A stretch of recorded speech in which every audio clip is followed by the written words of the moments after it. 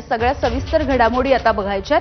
काल रात्री उशिराने सह्याद्री अतिथीगृहावरती अमित शहांसोबत मुख्यमंत्री देवेंद्र फडणवीस आणि उपमुख्यमंत्री एकनाथ शिंदे यांची बैठक होणार होती।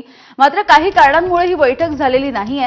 आज सकाळी 10 वाजल्याच्या नंतर अमित शहा हे मुंबईमधून भोपाळला रवाना होणार आहेत। भोपाळमधील रवींद्र भवन इथे आज राष्ट्रीय सहकार परिषद आयोजित करण्यात आलेली आहे।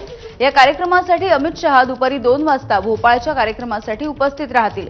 मात्र भोपाळला रवाना होण्याच्या आधी राज्याचे मुख्यमंत्री देवेंद्र फडणवीस आणि उपमुख्यमंत्री एकनाथ शिंदे हे अमित शहांची भेट घेण्याची शक्यता वर्तवली जाते। काल अमित शहांसोबतच मुख्यमंत्री फडणवीस आणि शिंदे हे मुंबईमध्ये दाखल झाले। सह्याद्रीवरती बैठकीचं नियोजन होतं, मात्र कालची नियोजित बैठक झालेली नाहीये। या बैठक न होण्यामागचं कारण अद्यापही अस्पष्ट आहे। निलेश बुधावले आमचे प्रतिनिधी या संदर्भात अधिकची माहिती देत आहेत। निलेश, काल जी बैठक होऊ शकली नाही काही कारणांमुळे ती आज होणार आहे आणि आज नेमके कोणते विषय चर्चेला घेतले जाऊ शकतील?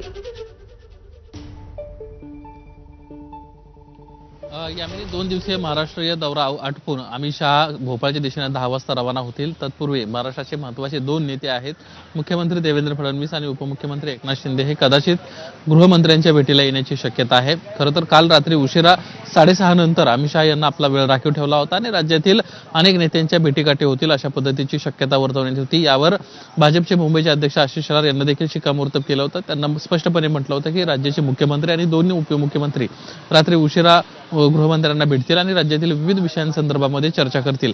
मात्र ह्या चर्चा पार पडू शकलेल्या नाहीयेत।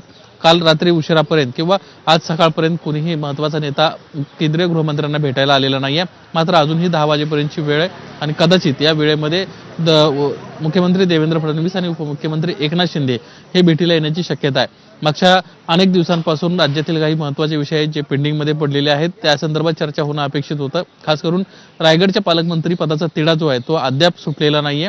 यासोबतच राज्यातील इतर महत्त्वाच्या विषयांसंदर्भात देखील महायुतीचे जे प्रमुख आहेत अमित शहा यांना अवगत करणं अपेक्षित होतं आणि त्यामुळे हे नेते येणं अपेक्षित होतं। मात्र तसं अद्याप झालेलं नाहीये।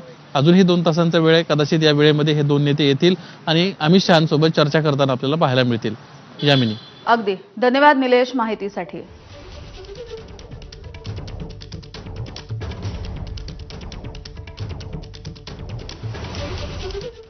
महायुती सरकारमध्ये आलबेल